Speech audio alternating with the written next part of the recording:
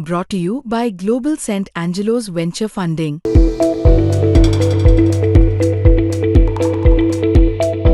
मला हे म्हणायचं की इथं दबावाचं राजकारण होतंय, जो आरोप होतोय किंवा कार्यकर्त्यांमध्ये ची चर्चा त्यामध्ये किती सत्यता आहे? सर आता बघा ना, मला कालपर्यंत तिसरी नोटीस आलेली आहे निवडणूक आयोगाची. मला तेच कळत नाही, ह्याला हे दबाव म्हणायचं की आणखीन काय म्हणायचं. कसली नोटीस? मला नोटीस अशा प्रकारची आली आहे की त्यांनी असं म्हटलंय की मी त्यांच्यावरती आरोप केलेत, त्यांच्या मुलावरती आरोप केलेत, काय आरोप? मी त्यांच्यावरती काहीतरी चुकीचा अपप्रचार करतोय. ते माझं म्हणणंच नाही आहे. मी आज सुद्धा आपल्या माध्यमातून त्यांना सांगू इच्छितो. आणि नोटीस कुणी दिली आहे? मला नोटीस निवडणूक आयोगाने दिली. मग निवडणूक आयोगावरती कोणाचा दबाव आहे? किरीट सोमयांचा आहे का? मी त्यांच्या मुलाबद्दल किंवा त्यांच्याबद्दल काय माझं म्हणणंच नाही आहे. मी फार छोटा सैनिक आहे. त्यांचा तुमच्या कुठल्या वक्तव्यावर आक्षेप आहे? त्यांचं म्हणणं असं आहे की मी जे म्हटलं त्यांना असं म्हणायचं आहे की त्यांच्या मुलावरती मी जो दबावाचा विषय केला आहे की मी त्यांचा खोटा अपप्रचार करतोय म्हणून. मुलुंडमध्ये अशा प्रकारची चर्चा चालू आहे, हे माझं म्हणणं आहे. हे माझं स्वतःचं वक्तव्य नाही आहे. मुलुंडमध्ये अशा प्रकारची चर्चा सुरू आहे की त्यांच्याच काही लोकांना बसवलं गेलं म्हणजे जे इच्छुक उमेदवार होते असे अनेक लोक आहेत. त्यांच्या पक्षामध्ये सुद्धा असंच झालं? त्यांच्या पक्षामध्ये सुद्धा असं झाले, अशी चर्चा आहे मुलुंडमध्ये. आणि कसं आहे, खाजगीत काही लोक बोलतात ना, ते मित्रमंडळी असतात. मी तुम्हाला कारण सांगतो. मी आज सांगितलं ना 35 वर्ष या प्रभागामध्ये काम करतोय. मी ह्याच्यापूर्वी प्रतापभाई ठक्कर नगरसेवक झाले भारतीय जनता पार्टीचे. तेव्हा म्हणजे 25 वर्षापासून आम्ही जेव्हा युतीमध्ये होतो तेव्हा हे वेस्टचे जे चारी प्रभाग आहेत ते वाटाघाटीमध्ये भारतीय जनता पार्टीला जायचे. त्याच्यामुळे मग आम्हाला काय संधीच मिळत नव्हती. मुलुंड पूर्वेलाच आमचे आम्हाला जागा मिळायच्या, आम्ही तिथे लढायचो. पण तुम्हाला प्रामाणिकपणे सांगतो की जेव्हापासून प्रतापभाई ठक्कर असतील, त्याच्यानंतर प्रकाश गंगाधरे 2002ला असतील, त्याच्यानंतर आमचे अमिताबाईन शाह असतील, प्रकाश गंगाधरे पुन्हा एकदा 2012ला आले. हे युतीमध्ये आम्ही त्यांचा युती धर्म पाळला, आम्ही त्यांना निवडून दिलं. आलं का लक्षात? आणि असं असताना सुद्धा हे काय ओळखत नाहीत का मला सोमय्या साहेब का BJPचे लोक ओळखत नाहीत काय? तुम्हाला तुमच्या माहितीसाठी सांगतो, ज्यावेळेस मी 2007ला अमिताबेन शाह ह्या तुम्ही अर्ज भरल्यानंतर हे सगळं सुरू झालं होतं की तुम्हाला युती पुरस्कृत उमेदवार घोषित केल्यानंतर हे सगळं सुरू झालं? युती पुरस्कृत उमेदवार घोषित केल्यानंतर हा प्रकार सुरू झाला. मला त्यांना तेच सांगायचं आपल्या माध्यमातून की अमिताबेन शाह जेव्हा ह्या निवडणुकीला उभ्या होत्या 2007ला, मी 2005ला शाखा प्रमुख झालो होतो आणि प्रचंड आमच्या सैनिकांनी त्यांच्यासाठी काम केलं, ताकदीने काम केलं, तो प्रभाग निवडून आणला. आणि त्याच्यानंतर जो समोरचे जे विरोधक होते त्यांनी त्या स्लम भागामध्ये खूप त्रास दिला होता, पण ते सुद्धा एक शाखा प्रमुख तिथे उभं राहून ते काम करून घेतलं. त्यावेळेला आत्ता जे आपले सन्माननीय आमदार आहेत त्या मुलुंड विधानसभेचे मिहीर कोटेचाची, तेव्हा त्यांचे ते प्रचार प्रमुख होते. त्यांना ही गोष्ट माहिती आहे. आणि मला तेच सांगायचं आहे, त्यावेळेस दिनेश जाधव गुंड नव्हता, त्यावेळेस दिनेश जाधव चारित्र्यहीन नव्हता, का त्यावेळेस दिनेश जाधव वेगळा असा नव्हता का? तेव्हा सैनिक होतो ना बाळासाहेबांचा, तेव्हाही आजही. पण त्यांच्यासाठी जेव्हा भारतीय जनता पार्टीसाठी जेव्हा काम करत होतो तेव्हा मी चांगला. आणि आता मी जेव्हा अपक्ष उमेदवारी अर्ज दाखल केला आहे किंवा मला माझ्या पक्षाने सपोर्ट केला आहे आणि त्यांचा मुलगा समोर आहे, हा योगायोग असू शकतो. मग त्याच्यासाठी माझ्यासारख्या छोट्या कार्यकर्त्यावरती तुम्ही आरोप करताय आणि माझ्यासाठी पत्रकार परिषद घेताय. तुम्ही मला किरीट सोमयाजींना एवढंच विचारायचं आहे, तुम्ही ज्या ज्या लोकांवरती आरोप केलेत, अजित पवार आपल्या समोर आहेत, अजित पवारांच्या मंत्रिमंडळातले अनेक मंत्री आहेत, त्यांच्या मंत्रिमंडळातले अनेक मंत्री आहेत, किंवा शिंदे साहेबांच्या मंत्रिमंडळातले अनेक मंत्री आहेत, त्या मंत्र्यांचं खंडन केलं का? बरं, त्यांच्यावरती आरोप केल्यानंतर काय झालं? ते आता कोविडमध्ये खिचडी घोटाळ्याचा प्रकार सांगतायत. आज त्यांच्याबरोबर प्रचाराला फिरतायत ते घोटाळेबाज. तर मग किरीट सोमय्या त्यांना का क्लीन चिट देत आहेत? आणि त्यांच्या पक्षातील वरिष्ठ म्हणजे आता मोदी साहेब तर अजितदादा काल परवाच पिंपरी चिंचवडमध्ये बोललेत की तुम्हाला माहिती आहे ना माझ्यावरती 70,000 कोटींचा घोटाळा झाला झाला ना, मग आता ज्यांनी आरोप केला त्यांच्यासोबत मी सत्तेत बसलो की नाही अशा प्रकारचं त्यांनी स्टेटमेंट केलं. मग हे किती घातक आहे सर, मला सांगा तुम्ही. हे महाराष्ट्राला कुठल्या प्रकारचा मेसेज देत आहेत? आणि लोक खोळी नाही आहेत ना. बरं, ही निवडणूक जी आहे ती मुंबई महानगरपालिकेची आहे. ही त्या छोट्या छोट्या एवढ्या प्रचंड गोष्टी आहेत ज्याच्यापासून लोक वंचित आहेत. मला ज्या 3 नोटिसा मिळाल्या त्याच्यामध्ये 3ही वेळेस सोमय्यांकडून काय आक्षेप घेण्यात आला होता? मला असं वाटतं की सोमय्यांनी ज्या पद्धतीने निवडणूक आयोगावरती दबाव टाकला आहे त्याच्यामुळेच तर ते रात्री 11 वाजता मला इथं नोटीस द्यायला येत आहेत. कालची नोटीस ते मी 10:30 पावणे 11 वाजता घेतली आहे. निवडणूक आयोगाची लोक इकडे येतात ती. तर मला हे दबावतंत्र कळत नाही आहे काय ते. अर्थात मी त्याचं कायदेशीर त्यांना उत्तर देतो. याच्याबद्दल ठाकरेंना कळवलं आहे की तर काय? मी नक्कीच माझ्या वरिष्ठांना कळवलेलं आहे आणि माझे वरिष्ठसुद्धा त्या लेवलला ज्या काही कायदेशीर तरतुदी आहेत त्या बघत आहेत. पण या सगळ्या प्रकरणामध्ये तुमचा कधी सोमय्यांशी संवाद झाला आहे का, की हे जे राजकारण सुरू आहे किंवा तुम्ही ज्या गोष्टी सांगताय त्याच्याबद्दल तुमचा कधी संवाद झाला त्याच्याबरोबर? नाही, ह्या संदर्भात काय त्यांच्याशी संवाद झाला नाही आहे आणि मला वाटत नाही की त्यांच्याशी संवाद करून काय त्याचा काय उपयोग होणार आहे. त्यांना मी शुभेच्छा देईन, नील सोमय्यांना, त्यांना की त्यांना जे काय करायचं ते करू शकतात. या अर्थात माझ्यापेक्षा मोठे आहेत किरीट सोमय्या आणि महाराष्ट्रभर त्यांनी काय करून ठेवलं ते आपल्याला माहिती आहे. तर त्याच्यामुळे मी काय दिलगिरी व्यक्त करू शकत नाही त्यांच्याकडे किंवा बोलूनसुद्धा काही उपयोग होणार नाही. त्याच्यामुळे माझ्या शुभेच्छा आहेत त्यांना. हा शिवसेना, उद्धव बाळासाहेब ठाकरे, महाराष्ट्र नवनिर्माण सेना, राष्ट्रवादी काँग्रेस पक्ष, शरद पवार साहेबांचा पक्ष, अशा प्रकारची ती युती ठरली आणि त्या युतीमध्ये हा जो प्रभाग आहे 107 तो त्या वाटाघाटीमध्ये त्यांना राष्ट्रवादीला सुटला. शरद पवार साहेबांच्या गटाला हा सुटला. त्याच्यामुळे इकडे भरत दनानी म्हणून त्यांनी इकडे अर्ज दाखल केला होता, पण काही कारणास्तव त्यांच्या अर्जामध्ये काही त्रुटी निघाल्या आणि त्यांचा तो अर्ज बाद झाला. त्या दरम्यान मी सुद्धा शेवटच्या 30 तारखेला अर्ज दाखल केला होता. अपक्ष म्हणून मी अर्ज दाखल केला होता. तो अर्ज दाखल केला, तो माझा अर्ज पूर्ण सबमिट झाला आणि ठरवलं आपण पण प्रयत्न करूया, कारण थोडीशी शंका होती. सध्या जे मुंबईमध्ये, महाराष्ट्रभर, देशभर वातावरण सुरू आहे की एखाद्या वेळेस काय सांगता येत नाही. काय आपण बघितलं तर बाहेरची जबरदस्त जी यंत्रणा सुरू आहे, दबावतंत्र चालू आहे, वेगवेगळे आरोप प्रत्यारोप होत आहेत. तर अशा याच्यामध्ये थोडी कुशंका होती मनामध्ये. म्हटलं आपण सुद्धा अर्ज भरून ठेवूया आणि तो प्रयत्न केला, अर्ज भरला आणि ज्या दिवशी स्कुटनी होती, म्हणजे अर्जाची स्कुटनी होती, त्याच दिवशी नेमकं आमच्या कानावरती आलं की दनानींचा अर्ज हा बाद झाला. त्याच्यानंतर मग असं माझ्यासारखे अनेक 2-4 अपक्ष आहेत ज्यांनी त्यांचे अर्ज दाखल केलेले आहेत. त्यापैकी मी एक, दिनेश जाधव. आणि मग मला अर्थातच पक्षप्रमुखांनी, देसाई साहेबांचा फोन आला की दिनेश, तुला लढायचं आहे, तू येऊन शिवसेना भवनला भेट. देसाई साहेबांची भेट झाल्यानंतर देसाई साहेबांनी सांगितलं की तुला तिथं लढायचं आहे. मी म्हटलं साहेब आपला आदेश, मी लढायला तयार आहे. तुम्ही पूर्वी शिवसेनेचेच होतात, मग तुम्ही सुद्धा तिकिटासाठी प्रयत्न केला असेल की बाबा तिकीट मिळावं, पण तुम्हाला का नाही मिळालं? मी गेली 35 वर्ष या प्रभागामध्ये काम करतो आहे. गेली 9-10 वर्ष मी शाखाप्रमुख म्हणून काम करतो आहे. पूर्वी मी गटप्रमुख म्हणून काम केलं आहे. बाळासाहेबांच्या आशीर्वादाने आमचे त्यावेळचे विभाग प्रमुख होते गुजर साहेब, त्यांनी मला शाखाप्रमुख पदासाठी संधी दिली. मी त्याच्यानंतर 9-10 वर्ष शाखाप्रमुख होतो. आत्तासुद्धा मी 2018ला मला साहेबांनी पुन्हा संधी दिली, उपविभाग प्रमुख पदाची जबाबदारी दिली आणि प्रभाग क्रमांक 107 आणि प्रभाग क्रमांक 108 इथे मी उपविभाग प्रमुख आहे.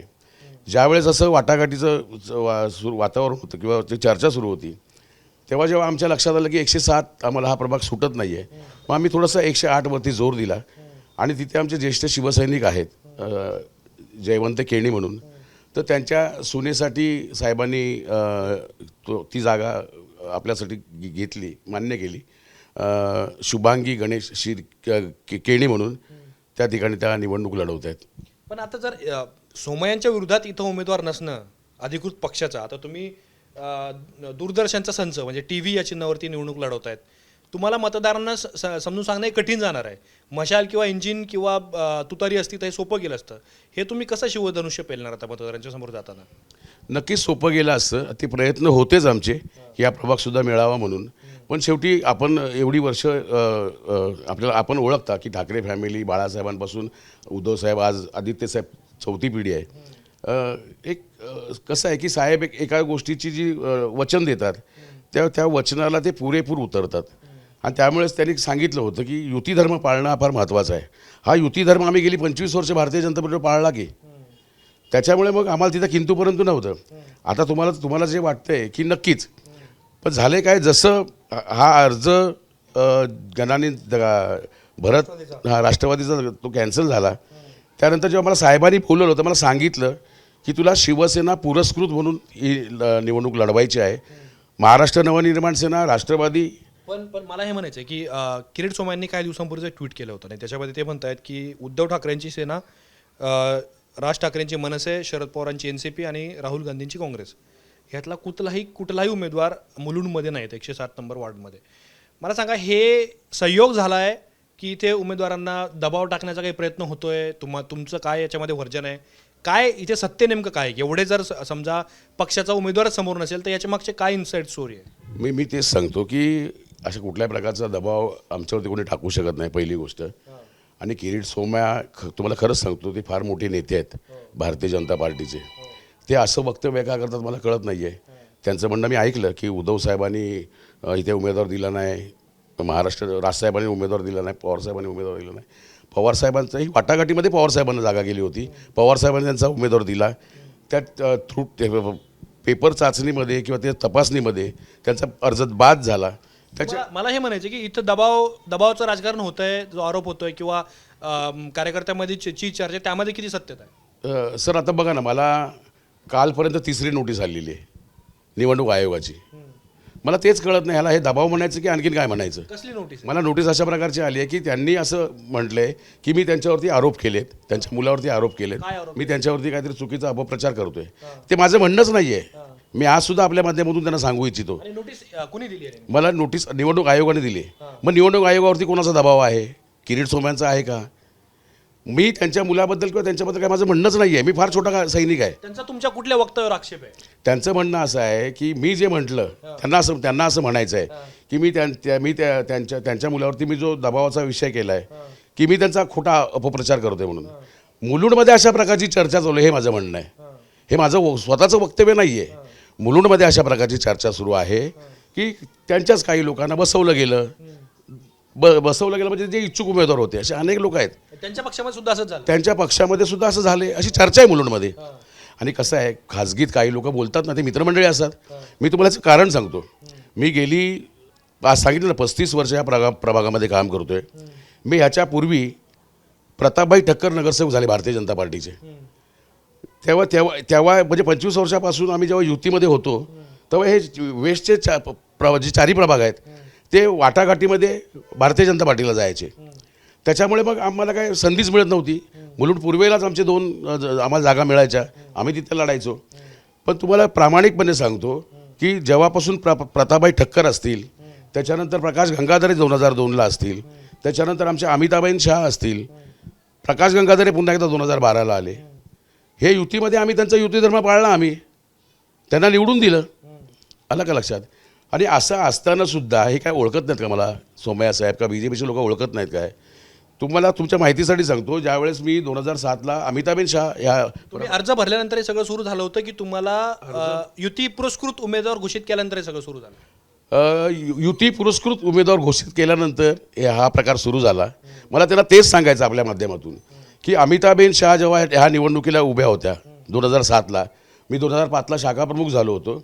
आणि प्रचंड आमच्या सैनिकांनी त्यांच्यासाठी काम केलं, ताकदीने काम केलं, तो प्रभाग निवडून आणला. आणि त्याच्यानंतर जो समोरचे जे विरोधक होते त्यांनी त्या स्लम भागामध्ये खूप त्रास दिला होता, पण ते सुद्धा एक शाखा प्रमुख तिथे उभं राहून ते काम करून घेतलं. त्यावेळेला आत्ता जे आपले सन्माननीय आमदार आहेत त्या मुलुंड विधानसभेचे मिहीर कोटेचाची, तेव्हा त्यांचे ते प्रचार प्रमुख होते. त्यांना ही गोष्ट माहिती आहे. आणि मला तेच सांगायचं आहे, त्यावेळेस दिनेश जाधव गुंड नव्हता, त्यावेळेस दिनेश जाधव चारित्र्यहीन नव्हता का? त्यावेळेस दिनेश जाधव वेगळा असा नव्हता का? तेव्हा सैनिक होतो ना बाळासाहेबांचा, तेव्हाही आजही. पण त्यांच्यासाठी जेव्हा भारतीय जनता पार्टीसाठी जेव्हा काम करत होतो तेव्हा मी चांगला. आणि आता मी जेव्हा अपक्ष उमेदवारी अर्ज दाखल केला आहे किंवा मला माझ्या पक्षाने सपोर्ट केला आहे आणि त्यांचा मुलगा समोर आहे, हा योगायोग असू शकतो. मग त्याच्यासाठी माझ्यासारख्या छोट्या कार्यकर्त्यावरती तुम्ही आरोप करताय आणि माझ्यासाठी पत्रकार परिषद घेताय. तुम्ही मला किरीट सोमय्याजींना एवढंच विचारायचं आहे, तुम्ही ज्या ज्या लोकांवरती आरोप केलेत, अजित पवार आपल्या समोर आहेत, अजित पवारांच्या मंत्रिमंडळातले अनेक मंत्री आहेत, त्यांच्या मंत्रिमंडळातले अनेक मंत्री आहेत, किंवा शिंदे साहेबांच्या मंत्रिमंडळातले अनेक मंत्री आहेत, त्या मंत्र्यांचं खंडन केलं का? बरं, त्यांच्यावरती आरोप केल्यानंतर काय झालं? ते आता कोविडमध्ये खिचडी घोटाळ्याचा प्रकार सांगतायत. आज त्यांच्याबरोबर प्रचाराला फिरतायत ते घोटाळेबाज. तर मग किरीट सोमय्या त्यांना का क्लीन चिट देत आहेत? आणि त्यांच्या पक्षातील वरिष्ठ म्हणजे आता मोदी साहेब तर अजित दादा काल परवाच पिंपरी चिंचवडमध्ये बोललेत की तुम्हाला माहिती आहे ना माझ्यावरती 70,000 कोटींचा घोटाळा झालेला होता, झाला ना, मग आता ज्यांनी आरोप केला त्यांच्यासोबत मी सत्तेत बसलो की नाही अशा प्रकारचं त्यांनी स्टेटमेंट केलं. मग हे किती घातक आहे सर, मला सांगा तुम्ही. हे महाराष्ट्राला कुठल्या प्रकारचा मेसेज देत आहेत? आणि लोक खोळी नाही आहेत ना. बरं, ही निवडणूक जी आहे ती मुंबई महानगरपालिकेची आहे. ही त्या छोट्या छोट्या एवढ्या प्रचंड गोष्टी आहेत ज्याच्यापासून लोक वंचित आहेत. मला ज्या 3 नोटिसा मिळाल्या त्याच्यामध्ये 3ही वेळेस सोमय्यांकडून काय आक्षेप घेण्यात आला होता? मला असं वाटतं की सोमय्यांनी ज्या पद्धतीने निवडणूक आयोगावरती दबाव टाकला आहे त्याच्यामुळेच तर ते रात्री 11 वाजता मला इथं नोटीस द्यायला येत आहेत. कालची नोटीस ते मी 10:30 पावणे 11 वाजता घेतली आहे. निवडणूक आयोगाची लोक इकडे येतात ती. तर मला हे दबावतंत्र कळत नाही आहे काय ते. अर्थात मी त्याचं कायदेशीर त्यांना उत्तरं देतो. याच्याबद्दल ठाकरेंना कळवलं आहे की तर काय? मी नक्कीच माझ्या वरिष्ठांना कळवलेलं आहे आणि माझे वरिष्ठसुद्धा त्या लेवलला ज्या काय कायदेशीर तरतुदी आहेत त्या बघत आहेत. पण या सगळ्या प्रकरणामध्ये तुमचा कधी सोमय्यांशी संवाद झाला आहे का की हे जे राजकारण सुरू आहे किंवा तुम्ही ज्या गोष्टी सांगताय त्याच्याबद्दल तुमचा कधी संवाद झाला त्याच्याबरोबर? नाही, ह्या संदर्भात काय त्यांच्याशी संवाद झाला नाही आहे आणि मला वाटत नाही की त्यांच्याशी संवाद करून काय त्याचा काय उपयोग होणार आहे. त्यांना मी शुभेच्छा देईन, नील सोमय्यांना, त्यांना की त्यांना जे काय करायचं ते करू शकतात. या अर्थात माझ्यापेक्षा मोठे आहेत किरीट सोमय्या आणि महाराष्ट्रभर त्यांनी काय करून ठेवलं ते आपल्याला माहिती आहे.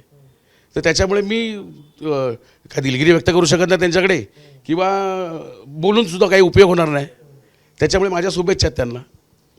तर त्यांचा असा आरोप आहे की 3 नोटिसा त्यांना मिळाल्यात आणि ह्या नोटिसा निवडणूक आयोगाने दिल्यात आणि त्याच्यामध्ये त्यांनी सोमय्यांवरती किंवा त्यांच्या मुलावरती जे जे आरोप केलेत, राजकीय आरोप म्हणतो आपण त्याला, तर त्याच्याबद्दल सोमय्यांना आक्षेप आहे आणि सोमय्यांनी तक्रार केल्यानंतरच अर्थात निवडणूक आयोगाने त्यांना नोटिसा दिलेल्या असाव्यात. पण त्यांचं असं म्हणणं आहे की निवडणूक आयोगावरती सोमय्या यांचा दबाव आहे आणि कुठल्याही वेळेला म्हणजे रात्री 11 साडे11च्या वेळेस निवडणूक आयोगाचे अधिकारी येतात, नोटीस थांबून जातात. त्यामुळं इंटरेस्टिंग आहे की ठीक आहे, पक्षाचा उमेदवार जरी नसेल तर दिनेश जाधव हे मात्र सोमय्यांच्या विरोधात शेड्यू ठोकून उभे आहेत या वार्डातून. पण ज्या वेळेला 2 ठाकरे बंधू एकत्र आलेले आहेत, भारतीय जनता पार्टी शिवसेना सुद्धा या वार्डामध्ये लढते आहे, अशा वेळेला जनता कुणाला कौल देणार हे सुद्धा पाहणं अत्यंत महत्त्वाचं ठरणार आहे. मुलुंडच्या या सीटबद्दल 107च्या आणि सोमय्या विरुद्ध दिनेश जाधव या रंगतदार सामन्याबद्दल तुम्हाला काय वाटतं? निकाल कसा लागेल? तुमची काय मत आहे ते आम्हाला कमेंट बॉक्समध्ये नक्की सांगा. कॅमेरामॅन साहिलसोबत मी आतिक, मुलुंड, मुंबई.